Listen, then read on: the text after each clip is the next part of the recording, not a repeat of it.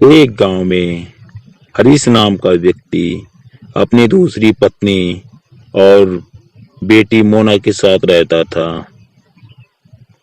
मोना की माँ बचपन में ही गुजर गई थी।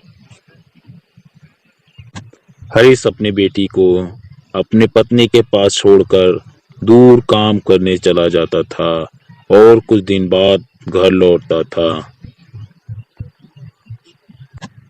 हरीश की दूसरी पत्नी मोना को बहुत परेशान करती थी और उसे बहुत सताती थी। घर का सारा काम मोना से कराती थी, अपने आराम करती थी। मोना दिन भर काम करती थी और सही से मोना को खाना भी नहीं देती थी। वह मोना को बहुत परेशान करती थी। मोना की माँ, अरे करमजली, सारा काम खत्म नहीं हुआ और तुम चली आई।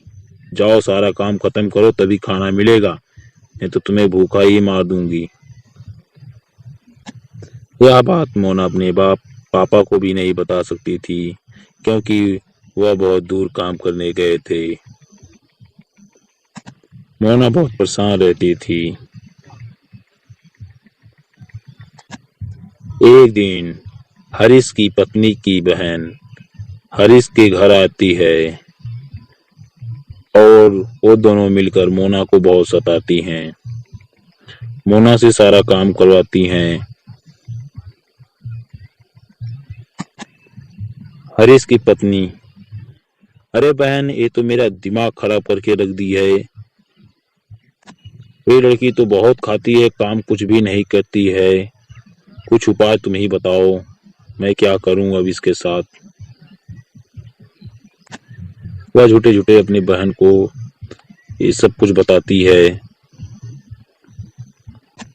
हरीश की पत्नी की बहन, अरे दीदी, तुम कहती थी कि इसके बाबा और इसके दादी के नाम पूरी प्रॉपर्टी लिख कर गए हैं। हरीश की पत्नी, हाँ बहन, मैं सही कहती थी, लेकिन ये 18 साल की होगी तो सारी जायदाद इसके नाम हो जाएगी। मेरे हिस्से में कुछ भी नहीं आएगा। कुछ समझ में नहीं आ रहा है मैं क्या करूं।